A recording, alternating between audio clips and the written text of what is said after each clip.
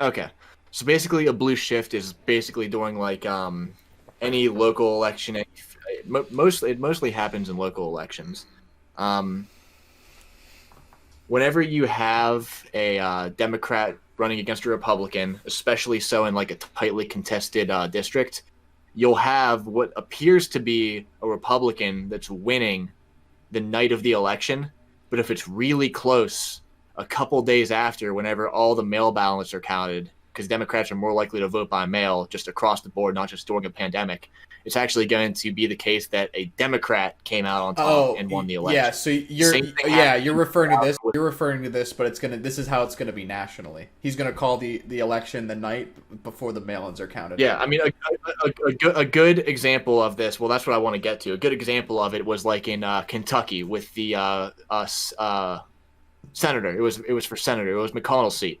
McConnell's votes came in, and then there was a tight race between Charles Booker and Amy McGrath. And election night, it looked like there was a massive Republican turnout with respect to Democratic turnout. I think McConnell had like 600,000 votes, and like the combined Democrats for both McGrath and Booker came out to like 300,000, and it was looking abysmal. Again, I'm not 100% sure on these numbers. I just know like the gist of what happened. Um, but later, like a couple days later, because we're in the middle of a pandemic, that entire blue shift is exacerbated. So, counting these mail-in ballots is just going to be drawn out even further. And it turned out Amy McGrath won, but Democratic turnout was somewhere like 100,000 to 200,000 more people than Republican turnout. So if people are as enthusiastic to go out and vote for Amy McGrath in November to take McConnell's seat, it's not looking good for McConnell. So now you go to the national election where some like 40% of Democratic voters said that they are going to What did vote you call by this? Blue mail. shift. Elect- What you huh? call it? A blue shift.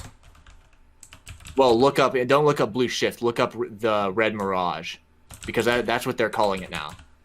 So they don't want to call it a blue shift anymore, because it's not like, just after a little bit Democrats are going to win eventually. It's Democrats won. It's just that it takes longer for them to find out a Democrat won. So election night, it's going to look a lot like not only did Donald Trump win, but he won by a lot. And it's going to take a couple days for all these mail-in ballots to actually get counted, and actually a couple days later, it's going to look like Joe Biden actually won the election. Mm-hmm. So, But he'll call it the night of. yeah, that opens up the window for any kind of interference that he wants. He can election night, if it looks like he won some states like Florida, Pennsylvania, Michigan, Wisconsin, those states that are consistently close. Mm-hmm. It'll probably look like he won there, and he'll probably call it, and he'll take it to the courts. He'll take it to the Supreme Court and say, we need to call it right here. And whether or not that happens, that's up in the air, but it's gonna be a scary time. Yeah, because that is true. That I remember staying up all night in 2016 to see who won. I do remember that. Yeah. Oh boy. Yeah, so it looks like, yeah,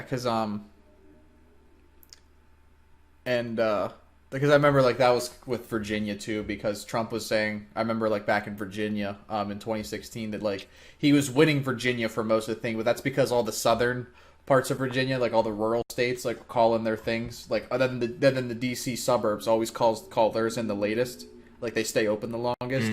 So like for most of the election, and I think it was the same thing under like Obama in 2012, and it always happens. Is like in Virginia, it looks like that like the Republican is winning like the entire election, but like once they finish, like once like all the precincts are in, like instantly Virginia goes blue.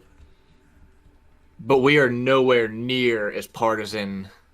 We were nowhere near as partisan then as we are now. So if something like this actually happens, to where if it looks like Trump has like a really big lead and he tries to call it off and the courts say, no, we have to wait for the mail-in votes to get counted, he's going to cry fraud. His base is going to get riled up, and things are probably going to get violent. Because that's actually, it happened in 2016. During Trump's victory speech, he was ahead by about 1 million votes. And then that's what viewers saw on TV whenever he declared victory, Mm-hmm. And then but then Yeah. ended up winning by 2 3 million Yeah, once votes. they finish counting votes, yeah.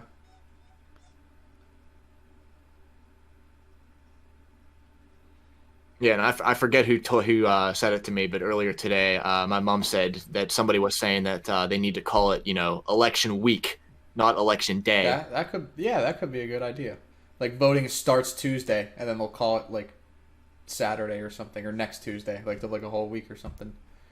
Yeah, there needs to be a window where, the actual election happens on Tuesday, and then say like set like a week later, the next Tuesday, 7 days later, that's when the election is called. Oh yeah, this is right there.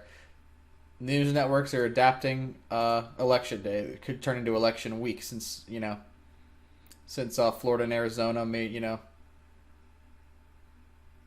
It doesn't always have to be that way.